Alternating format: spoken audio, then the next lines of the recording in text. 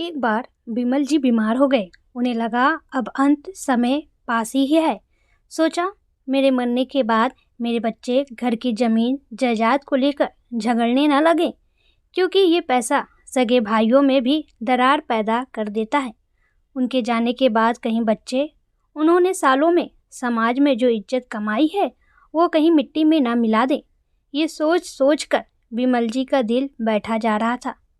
ये भी एक बड़ा कारण था कि उनकी तबीयत दिन पर दिन बिगड़ती जा रही थी। सरकारी विभाग से सेवानिवृत्त हुए 10 साल हो गए थे उन्हें। दोनों बेटे नौकरी से लग गए थे। अपने अपने बीवी बच्चों के साथ नौकरी वाली जगह पर रहे थे। कभी कभी तीज त्योहारों पर आ जाते थे 1-2 दिन के लिए। एक बेटी थी, उसको भी अच्छे घर में विवाह दिया था। पत्नी सुशीला जी और बिमल जी अकेले रहते थे।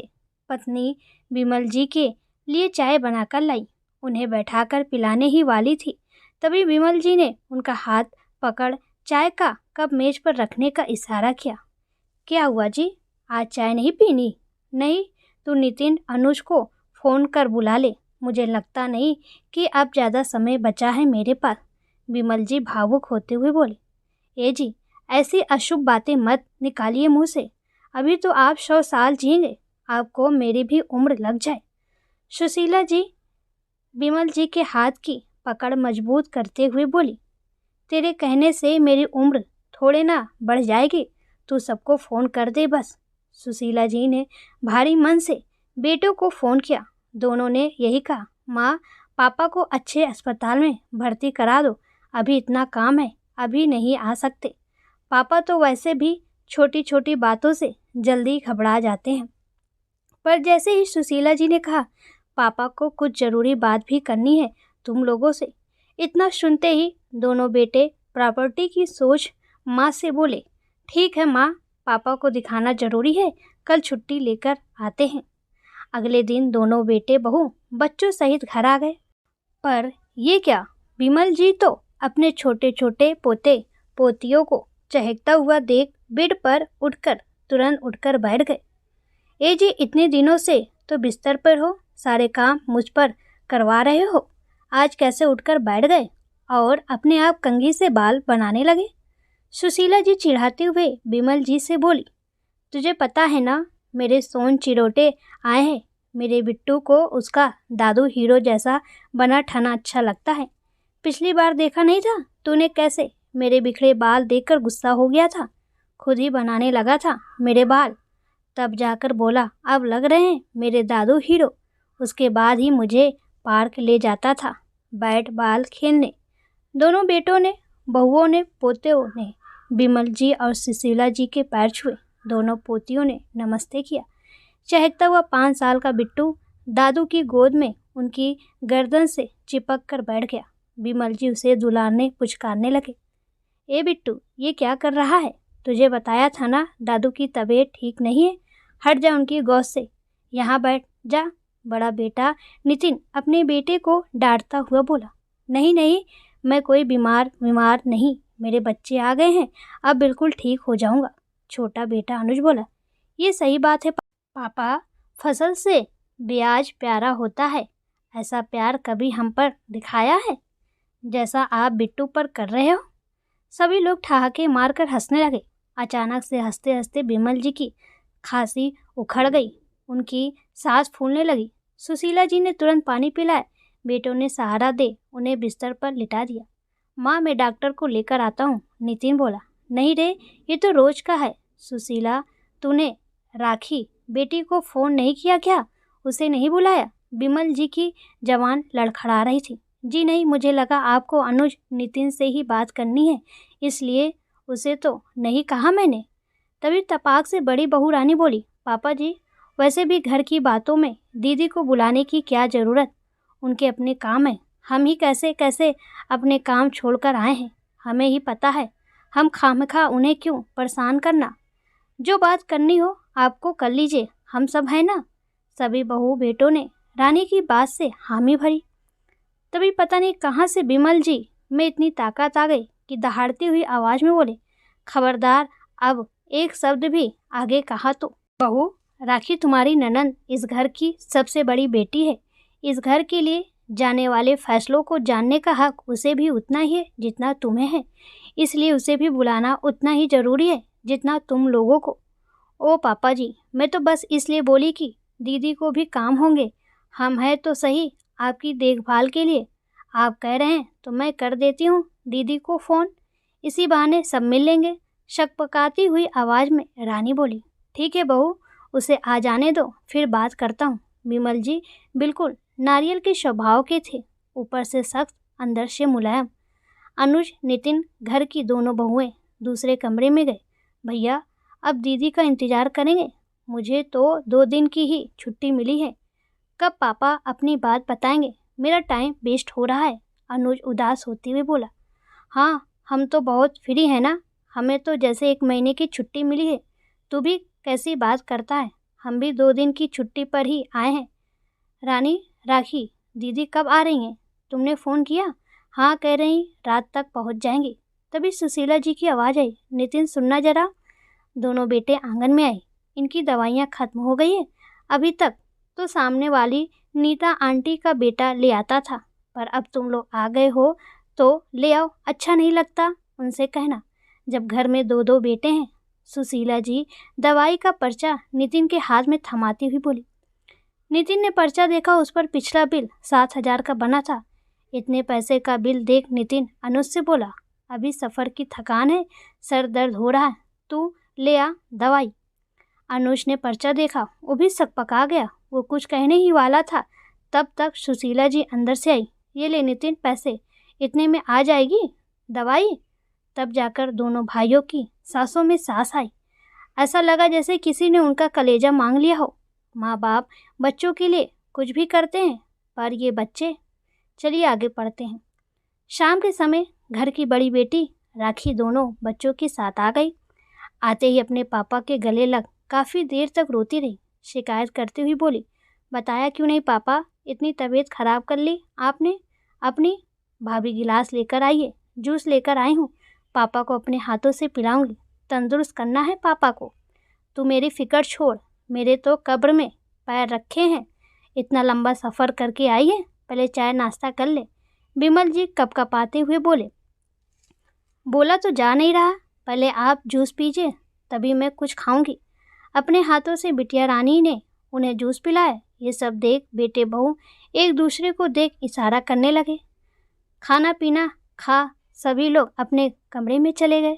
राखी बोली, मैं पापा के पास ही सोऊंगी, तो यहाँ मत सो रे, जा कूलर में सोना, मेरे बलगम की बदबू आती है मेरे कमरे से। तेरी सोना भी तेरे बिना नहीं सोती, विमल जी बोले।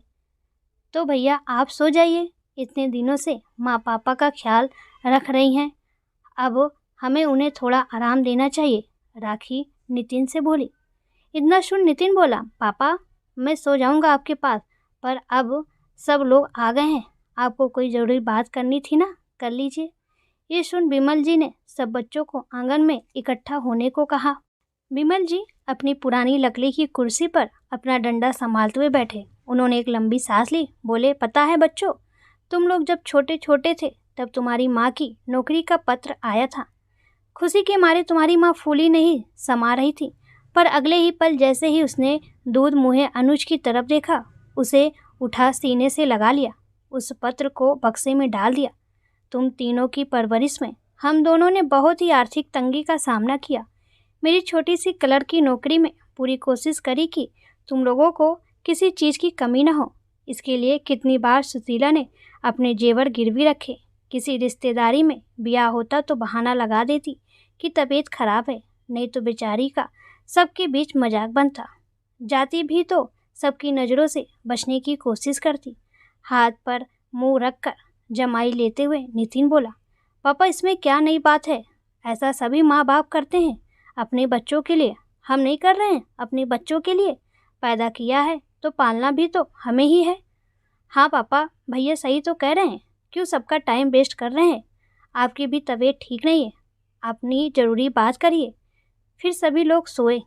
सफ़र की थकान भी है हम सबको, अनुज थोड़ा रोश में बोला।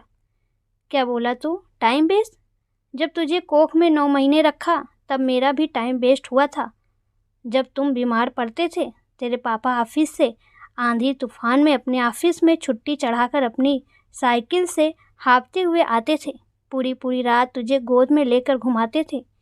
तेरा कॉलेज में एडमिशन करवाने तेरे साथ दिल्ली गए।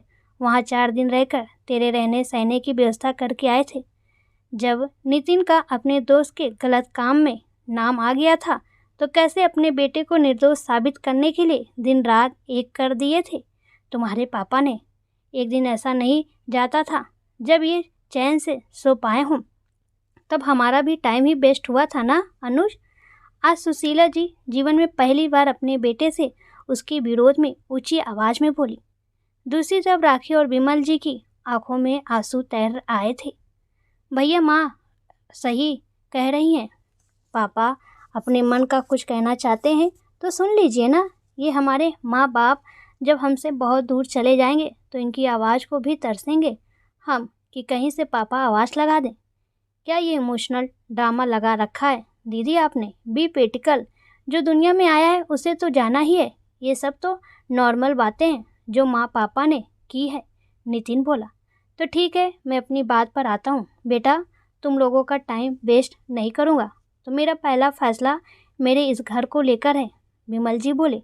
बच्चों, मैंने ये घर अपने पोतों के नाम किया है क्योंकि इस घर से मेरी और सुशीला की बहुत यादें जुड़ी हैं। मैं नहीं चाहता कि मेरे दुनिया से जाते ही तुम लोग इस घर को बेचकर अपनी नौकरी वाली जगह पर बस जाओ। इसी बहाने तुम लोग मेरे नन्हे मुन्ने इस घर में आते जाते तो रहेंगे। वैसे भी अच्छी विकसित कॉलोनी में है हमारा घर। ज़मीन की कीमत बढ़ेगी ही, घटेगी नहीं। मेरे पोतों को भी ये घर उनके 18 साल का होने पर ही मिलेगा।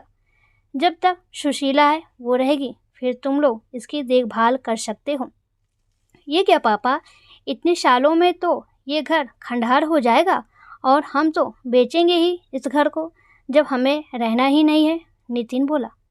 तो तूने पहले ही सोच लिया कि तू इसे बेचेगा? जब मैं इतने सालों तक इसे वैसे का वैसा ही संभाले रहा, तो क्या तुम लोग अपनी जेब से हर साल कुछ पैसा खर्च कर इस घर की मरम्मत रंगाई पोताई नहीं करा सकते? ये बाल धूप में सफ़ेद नहीं किए हैं बेटा। मुझे पता है तुम लोगों की ऐसो आराम की ज़िंदगी अंत समय में तुम्हारी जेब में एक पैसा नहीं रहने देगी।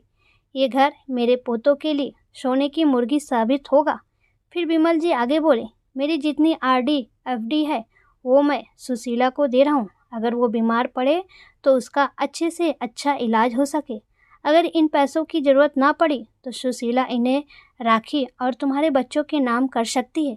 गांव का बाबूजी के आशीर्वाद के रूप में मिले 4 कमरे और खेत मेरे जाने के बाद तुम लोगों के हो ही जाएंगे, पर तुम उसे बेचोगे नहीं। इसका तुम्हें हफलनामा देना होगा। ये धरोहर हमारी आगे आने वाली पीढ़ियों तक बनी रहे, यही चाहता हूँ। हर बात पर आप शर्त क्यों रख रहे हैं? हमारे नाम हो गई कोई चीज़ तो उसका हम कुछ भी करें। अनुज झल्लाता हुआ बोला। तुझे मंजूर हो मेरा फैसला तो ठीक है, नहीं तो मेरे पास और भी लोग हैं जिन्हें मैं दे सकता हूँ ये सब, जिन्हें ज़रूरत है। विमल जी रोश में बोले। रहने दे छोटे, वो सब देखते रहेंगे। पापा, बाकी इस घर का सामान, सोने चांदी के जेवर और वो चौराहे वाली 2 दुकानों का तो आपने बताया नहीं। नितिन बोला। जेवर की बात सुन दोनों बहुएं विमल जी की ओर नज़दीक खिसक आई। कैसा जेवर? बहुओं की ज़रूरत का सब जरूरी जेवर तो उन्होंने हर शादी विवाह में ज़रूरी मौक़ों पर सुशीला से पहले ही निकलवा लिया। ओ पापा जी, अभी तो हमने कुछ भी नहीं लिया। अभी तो बहुत सी चीज़ें मम्मी के पास ही है। छोटी बहू काजल तपाक से बोल पड़ी। तू भूल गई वो दिन जब सुशीला के कान के झुमके टूट गए थे? उसे रज्जो दीदी के बेटे के विवाह में जाना था।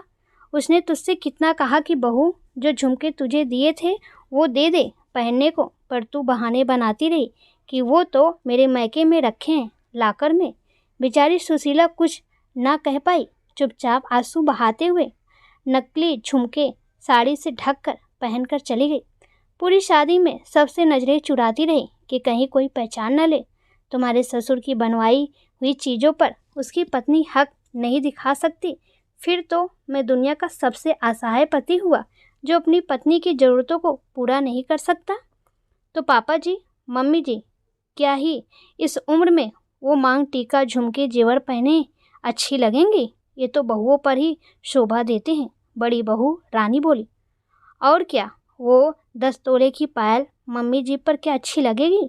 मम्मी जी, आप मुझे अपने झुमके और पायल दे दो, और दीदी को मांग टीका। दीदी को तो वैसे ही पहले ही मुझसे ज़्यादा मिल चुका है। काजल बोली। छोटी है, छोटी ही रहे, समझी काजल? क्या ज़्यादा मिल गया है मुझे? झुमके तो मैं ही लूँगी। दोनों बहुएं तू तड़ा पर उतर आई। ये सब देख नितिन तेज आवाज़ में बोला, चुप करो तुम दोनों। अगर अब एक भी शब्द आगे कहा है तो जो भी घर की सोने की चीज़ें तुम्हें मिली है उसे वापस माँ के पास आने में समय नहीं लगेगा। दोनों बहुएं नितिन की तेज आवाज़ से डर जाती हैं, घूंघट लंबा कर पीछे की ओर खिसक जाती हैं। पापा, अब जो भी जेवर माँ के पास है उसे उन्हीं के पास रहने दीजिए। मुझे नहीं पता था कि ये दोनों पहले ही माँ से सब ले चुकी हैं। नितिन सरल भाव में बोला। हाँ पापा, मुझे भी नहीं पता था। माँ चाहे तो राखी दीदी को दे सकती हैं, क्योंकि उनकी शादी तंगी हालत में हुई थी, तब हम उन्हें कुछ नहीं दे पाए थे। मुझे इसमें कोई आपत्ति नहीं। छोटा बेटा अनुज बोला। हाँ पापा, मुझे भी कोई समस्या नहीं है। नितिन बोला। पर हमें तो है। दोनों बहुएं तपाक से बोल पड़ी। हमारे आगे भी बेटी हैं, उसे क्या देंगे? अगर तुम्हें आपत्ति है तो अपने अपने घर का रास्ता नाप सकती हो। अपनी बेटियों के लिए उनका बाप है, तुम लोगों को चिंता करने की जरूरत नहीं। नितिन बोला। तू कैसे बात कर रहा है बहुओं से? यही सिखाया है हमने तुझे। अब दोबारा कभी हमारी बहुओं से इस लहजे से बात की तो समझ लेना। विमल जी कपकपाती आवाज़ में बोले। भैया, मुझे कुछ नहीं चाहिए। आप सबके आशीर्वाद से मेरे ससुराल में मुझे किसी चीज़ की कमी नहीं। बस आप लोग अच्छे से रहो। राखी बोली। तो मैं अब तुम लोगों को ज़्यादा समय नहीं लूँगा। रही बात दुकानें की, तो वो मैंने अपनी पोतियों और नातिन के नाम की है। जब उनकी पढ़ाई या विवाह या किसी भी आड़े समय में ज़रूरत हो तो तुम लोग बिना संकोच के खर्च कर सको। ये ना सोचना कि ये तो लड़की है, इन्हें नहीं पढ़ाना ज़्यादा, समझे? इतना बोलते बोलते विमल जी की खांसी उखड़ने लगी, सांसें तेज होने लगीं। फिर भी वो बोलते रहे। इस घर का सामान मेरे और सुशीला के बाद तुम लोग आपसी समझ से बांट सकते हो। पर अब उन पर बोला नहीं जा रहा था। वो ज़मीन पर गिरने ही वाले थे कि नितिन ने दोनों हाथों का सहारा दे विमल जी को कंधे पर ले लिया। छोटे, गाड़ी की चाबी ला। तुरंत गाड़ी में सहारा दे बिठाया। तुम दोनों, काजल और रानी, बाकी पापा की ज़रूरी सामान और दवाई लेकर बैठो। माँ, तुम बच्चों के पास रहो। क्यों परेशान हो रहा है तू? अब समय नहीं है मेरे पास। वो डॉक्टर मुझे मशीन पर डालकर लाखों रुपए बना देंगे। विमल जी लंबी लंबी सांस लेते हुए बोलते रहे। अब आप चुप रहो पापा, इतनी सस्ती जान नहीं आपकी। पापा, अनुज बोला। जल्दी से सब अस्पताल पहुँचे। डॉक्टर ने वेंटिलेटर पर लिया। बचने की उम्मीद बहुत कम थी, पर सभी बच्चों की और सुशीला जी की दुआओं से विमल जी ठीक हो गए। कुछ दिन उन्हें आराम करने की ही सलाह दी गई। दोनों बेटे उन्हें गोद में उठाकर निवृत्त कराते, नहलाते। यह सब देख विमल जी और सुशीला जी की आंखों से आंसू स्वतः ही निकल आते। अब मैं ठीक हूँ। तुम लोगों को आए 1 सप्ताह हो गया। अब अपनी अपनी नौकरी पर जाओ, कमाओ खाओ, नहीं तो कहीं तुम्हारा मालिक गुस्सा ना हो जाए। अभी आपकी हालत बिल्कुल ठीक नहीं है।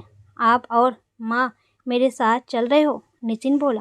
रानी भी बोली। हाँ पापा जी, बच्चे भी अपने दादी दादू के साथ बहुत खुश रहेंगे। मैं भी पास में ही हूँ, वीकेंड पर आ जाया करेंगे। अनुज बोला। हाँ, ये सही है छोटे। तो पापा, अब मैं चलती हूँ। आपके बहू बेटे आपकी सेवा बहुत अच्छे से कर रहे हैं। जब ज़रूरत हो बता दीजिएगा। राखी डबडबाई आंखों से बोली। नितिन ने राखी के सर पर हाथ फेर दिया। दीदी, आप इतनी बड़ी हो फिर भी छोटे बच्चों की तरह रोती हो। बच्चों का आपसी प्रेम देख विमल जी की उम्र खुद ब खुद बढ़ गई। अब वो दुनिया से निश्चित होकर जा सकते थे। सुशीला जी बोली। हमारी घर की गठरी मजबूती से बंधी है, इसे कोई नहीं खोल सकता। विमल जी को वसीयत सुनाए 10 साल हो गए हैं। वो पहले से भी ज़्यादा हट्टे कट्टे हो गए हैं। सच में दोस्तों, ये बच्चे ही होते हैं जो माँ बाप की उम्र को घटा या बढ़ा सकते हैं। ना कोई लेकर आया है, ना कोई लेकर जाएगा। यहाँ कमाया यहीं रह जाएगा। तो काहे की चिंता करता है। ये रे इंसान, रिश्तों को सहेज कर रखो। मुट्ठी बंद है तो कोई आपका बाल भी बांका नहीं कर सकता। अकेले इंसान को बाहर के कौवे भी नहीं छोड़ते। कड़वा है मगर सच है।